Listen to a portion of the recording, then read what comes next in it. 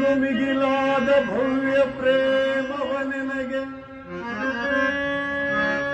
ಭೇದವಿಲ್ಲದೆ ಬಗೆದ ಮಾತೆ ನೀನು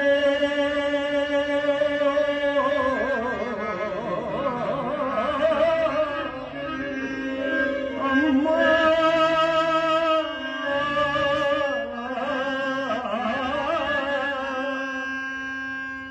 ಪಿತೃವಾಕ್ಯ ಪಾಲಿಸುವ